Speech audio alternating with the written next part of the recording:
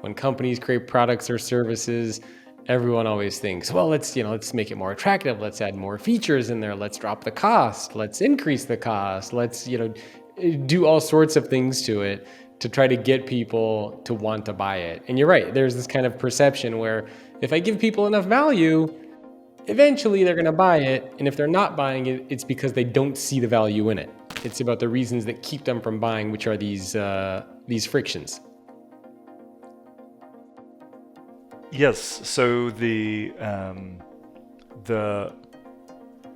fundamental idea is that when we think about selling, innovation, creating change, the human mind thinks about elevating appeal, and the language I use for this, we call this fuel. So when you're trying to elevate appeal in some way, motivation, incentives, all of that, anything that elevates appeal is something that I call fuel. And the basic notion is that we operate with this fuel-based mindset. And so the metaphor for this, it's a nice kind of thought experiment to demonstrate this point, is if you ask people, and we've asked thousands of people this, a seemingly simple question, which is if we focus people's attention on a bullet, and what is it that enables a bullet to fly? Simple question.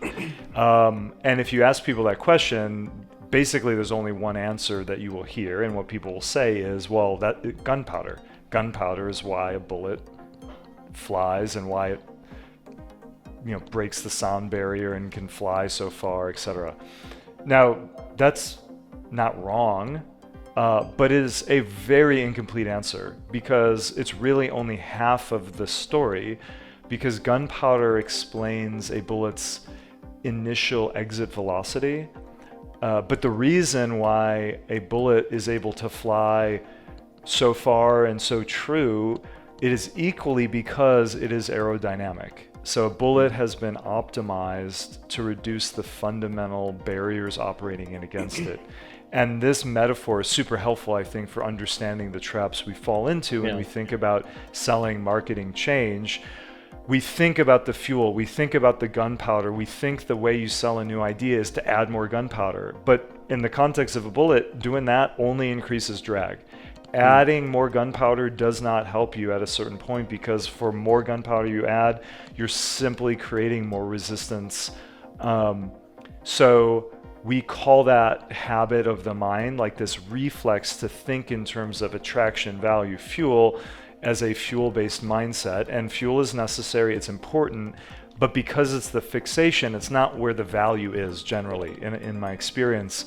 What we want to start seeing, like the blind spot, like where the real opportunity is in the barriers, or what we call the frictions.